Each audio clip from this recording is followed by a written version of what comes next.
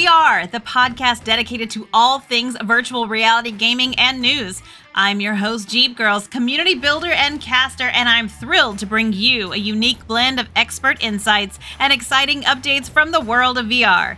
Join me as we explore the latest news, games, hardware, and trends shaping the future of virtual reality. So sit back, grab your headset, and get ready to mix it up on the Mix VR.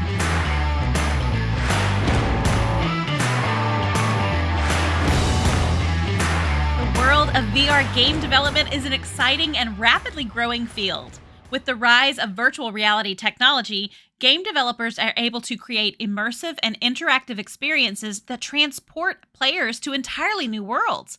Developing a VR game involves a unique set of challenges, from designing intuitive and comfortable user interfaces to optimizing performance for the demanding hardware requirements of VR headsets.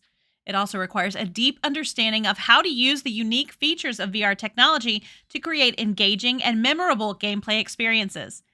As the technology continues to evolve and become more accessible, VR game development is poised to become an increasingly important part of the gaming industry. With the potential to revolutionize how players interact with games, the world of VR game development offers endless opportunities for innovation and creativity.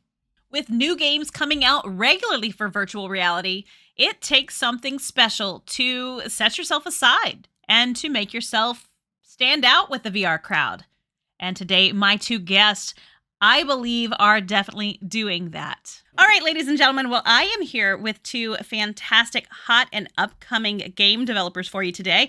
First up is project lead Cade and head developer Blue from Hex. How are you guys? Fantastic. Yeah. All right, well, tell me more about this project Hex. As you know, everybody here, we love Echo Arena, and we see Echo Arena and we see what's happening, and we go, well, we can do something of our own. We can create a home for this community, and that's what we're kind of aiming to do, is not to just create some form of game where everybody can move to and play, but as well as to create just a place where we can all hang out. Well, I noticed that the server opened on January the 31st, which is when we got the devastating news about Echo Arena being shut down. Is that what spurred this entire project, was Echo being closed down, and you spawned Zero Gravity, correct?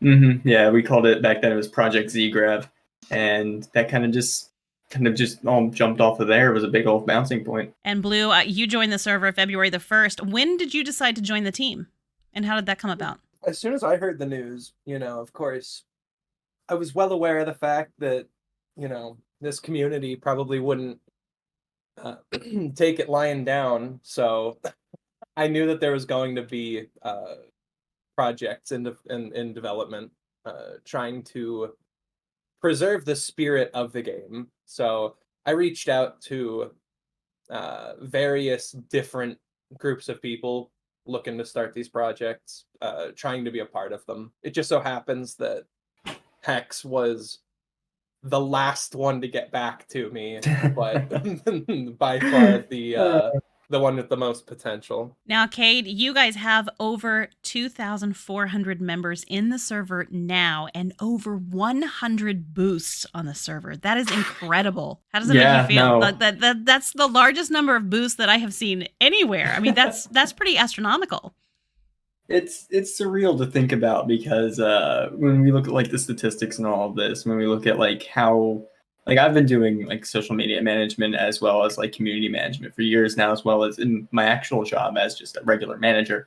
And it's always interesting to see the analytics and the statistics of whenever you do have something that becomes popular, because you always want to see why is it popular and where is it becoming popular. And one of the things that I noticed was people just wanted to see more, and they wanted to put everything they could into helping create more. And we've been constantly denying funding from people or donations, because I don't like that model of just asking people for things. But people see it as well, we can boost the server, and despite boosting only doing anything when you get maybe 20 boosts and then it just caps out, people just kept boosting, and it just kept on growing like that. That's pretty crazy. Is there a benefit other than just knowing that you're helping something new and that you get to be on the ground floor of it, so to speak? Is there a reward or draw to become a booster? we do like to give like as much as we can, and sometimes it's more like spur of the moment things that we give them.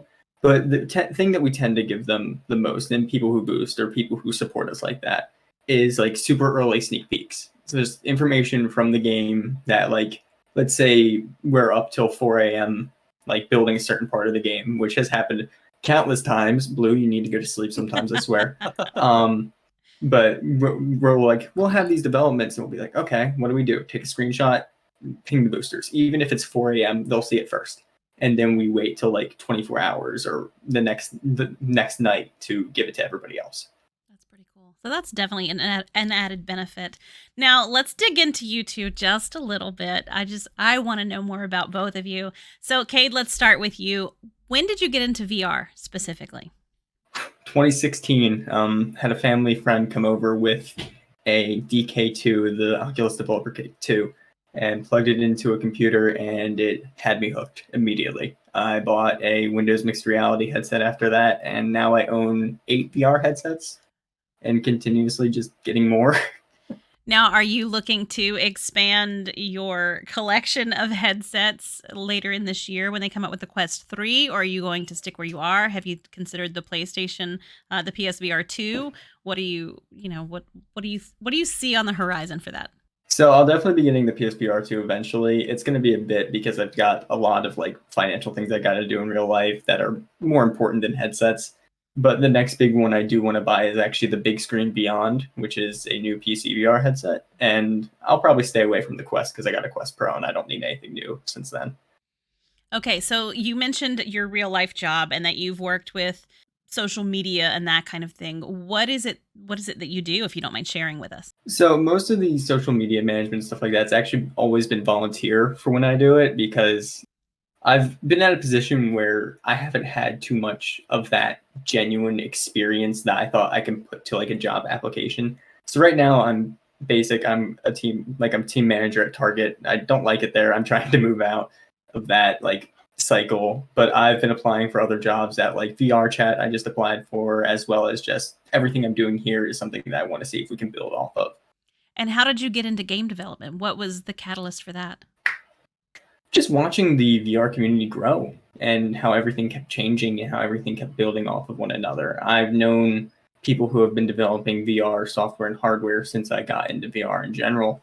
And I've always wanted to dip my toes in, and I have occasionally in several different areas dipped my toes into specific like development for things in VR. But this is probably the first large project that I've been a part of, and not only that, but spearheading, which is why I don't touch the code as much. I let other people do more of the coding with more experience. That's fair. Now, Blue, how about you? I know you came into Echo. You were very early into Echo Arena, but what was your beginning into VR? My beginning into VR was actually Echo Arena. Um, Echo was the first actual VR game I ever played. Um, it was, I believe, late 2016 when the closed beta for Echo Arena was being rolled out. I remember I had to go through a whole sign up process for it. It was a very, very different experience from any other game I'd ever played. But after seeing footage of the game, uh, a good friend of mine lent me their CV1 to try the game out on. I ended up holding onto that headset for 2 weeks, playing the game almost daily for hours on end. I fell in love with the game instantly. And what about you as far as in real life? What do you do, if you don't mind sharing a little bit? Oh, of course. So I go to college as a computer programmer. I work for the school as a tutor, teaching people uh, the skills that I've learned over the years as a computer programmer in the field that I love. That's awesome. Now, how have some of those experiences converted into being the head developer? My experiences as uh, a TA, specifically as a tutor, um, have given me really good teamwork skills, really good communication skills. They allow me to work with a group of people very efficiently and very effectively.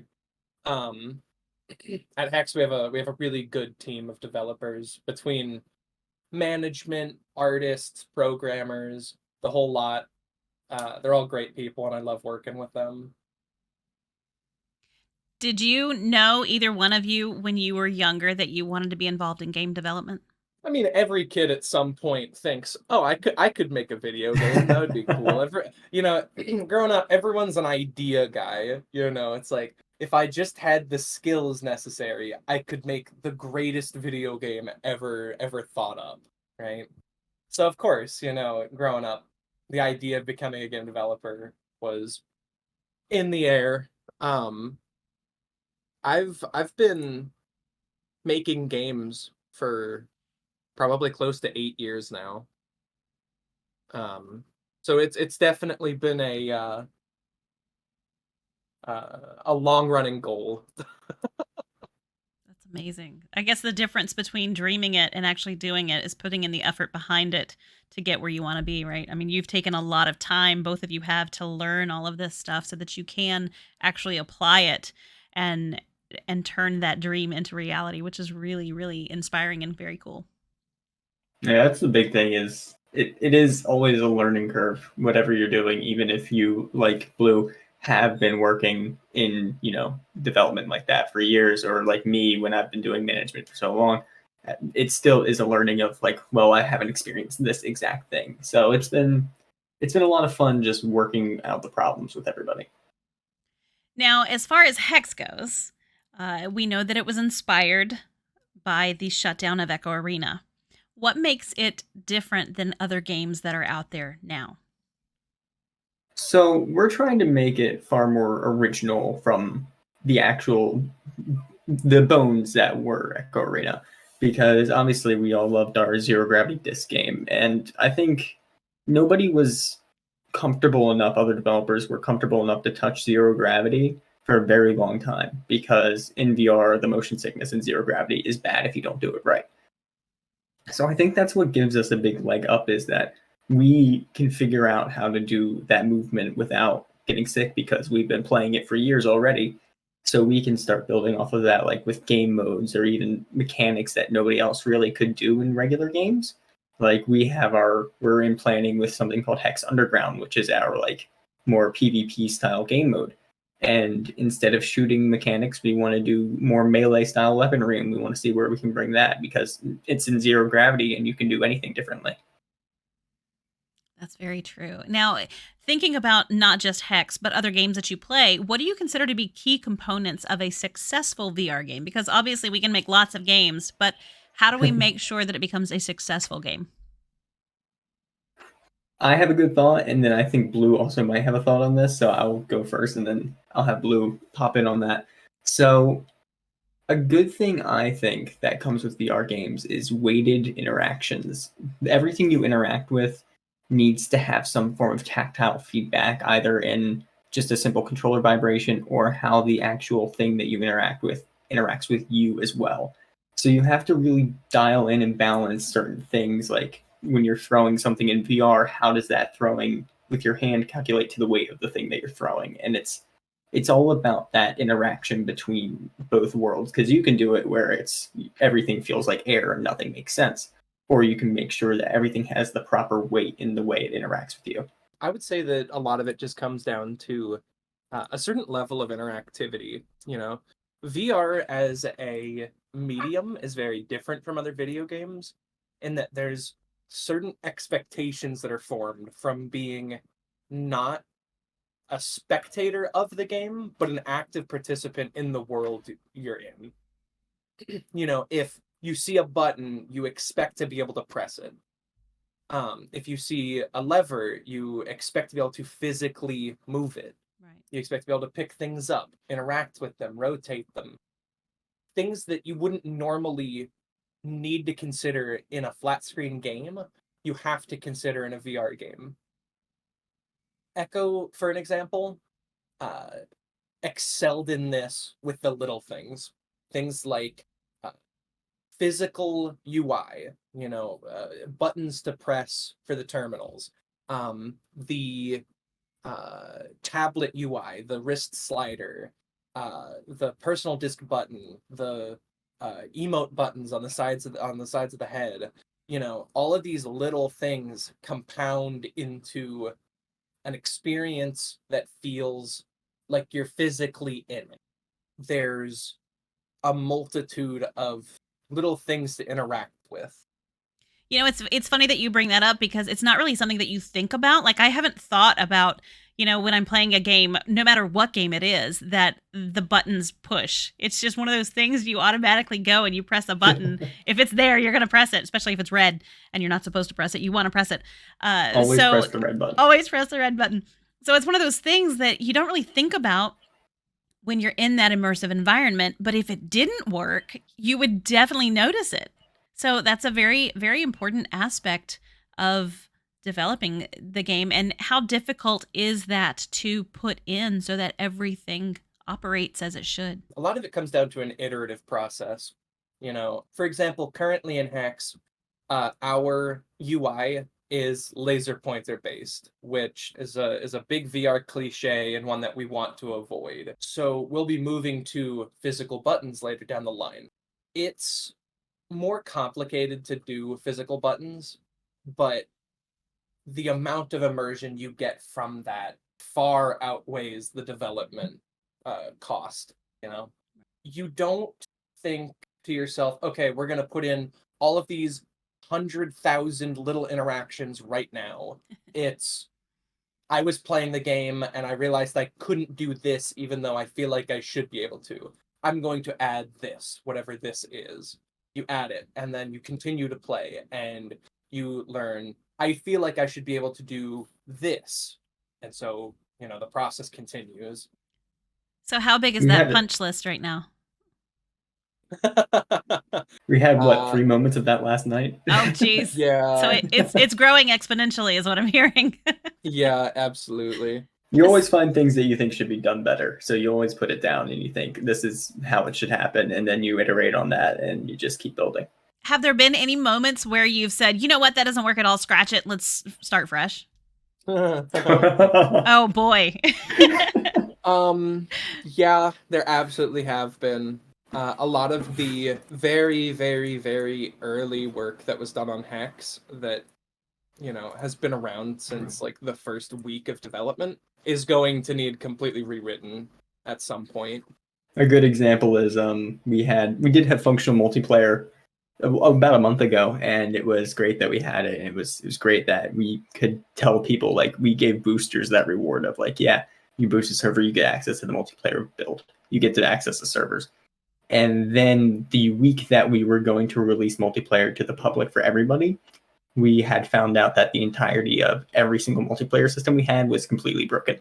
Oh, no. And we are still rebuilding it because we need to, instead of just make it the same, we need to do it better. So that doesn't happen again. That's awesome. What have been some of the biggest challenges that you faced so far in developing this game? I would say that although it's not exactly the first thing that would come to mind, a lot of it has been shifting community perspective. There's a lot of people in the community who want us to release Echo Arena again. Yeah. Hex is a very different game from Echo Arena, both in terms of mechanics, art style, general aesthetic. A big one has been monetization.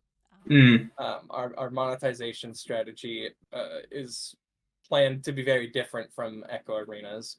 And a lot of the community has been very apprehensive about these changes.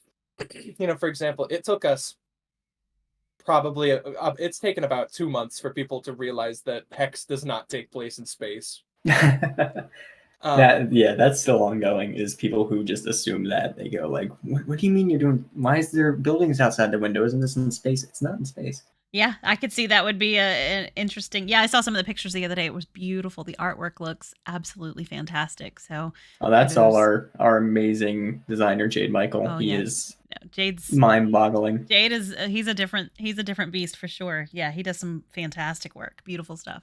Is there a particularly innovative feature that you have implemented into this game so far? Like, is there something that just really stands out to you that is, and you don't have to tell me, like if it's a trade secret so far, you by all means keep it secret, but is there something that is just different, and that is really cool that you've implemented in this. There's some things we're working on in the back that we haven't necessarily shown off yet of what is publicly known and publicly accessible.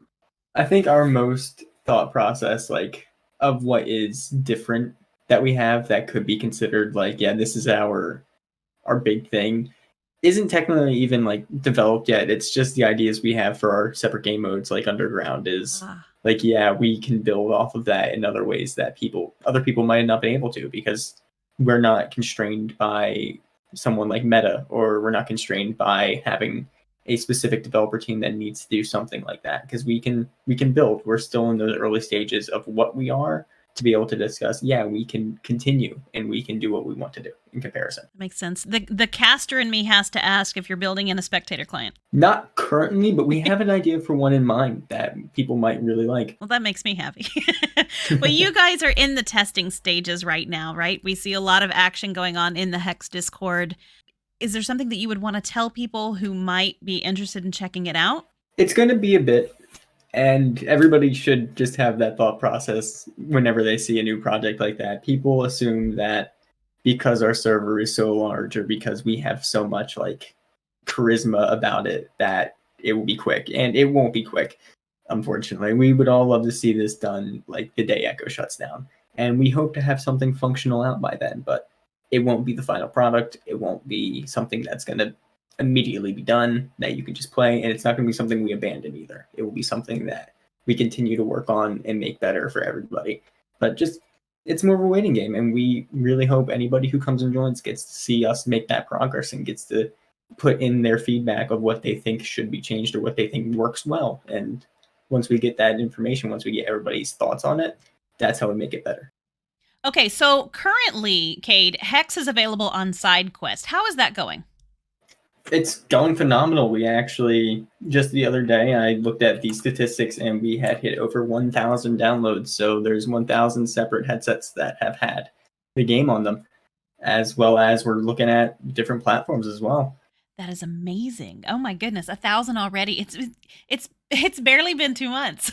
That's Yeah. remarkable.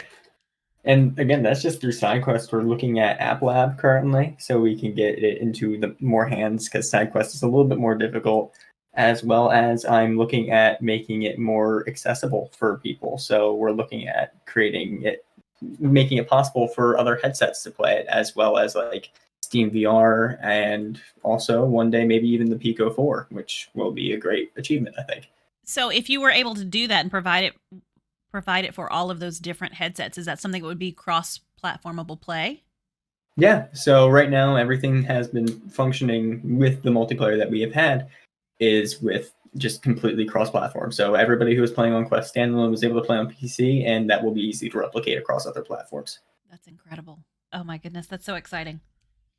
Do either one of you know what type of timeline you're looking at to develop a game like this? So I can say right off the bat that, our goal, as Cade said, is to have a solid playable version of the game out by the time that Echo goes down. In terms of, post-launch support, the sky's the limit. As much as we can develop, we will. As long as we can support the game, we will. Hopefully, years to come of adding new content and fun things the community will hopefully enjoy. So I think you guys are making astronomical strides, and it's exciting to watch, and it's fun to watch people's excitement about it. Now you're doing something a little different coming up that I have seen, and that is some kind of a tournament. Tell me about that. It's a building block is what it is that the idea that we wanted to make Hex into a community starts with, well, letting the community interact in more than just the game.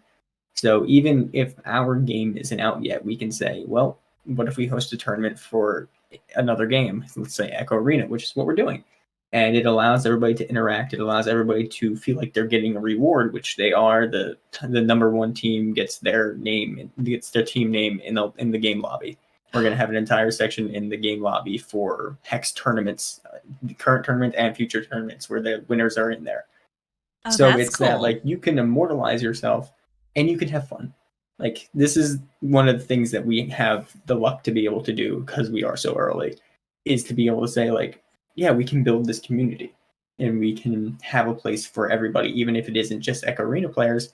Everybody can just be here and we can all hang out, have a good time, and we can make a game. That's pretty cool. I think that's a great idea because that enables you to, I mean, even if it's not your game right now, is you're getting to spend that time with people and make those connections and develop friends, and that's how the community itself builds, is by having people who are involved in it and who are giving time to it, and that is definitely something that we all like to see. So kudos for that. That's a great idea.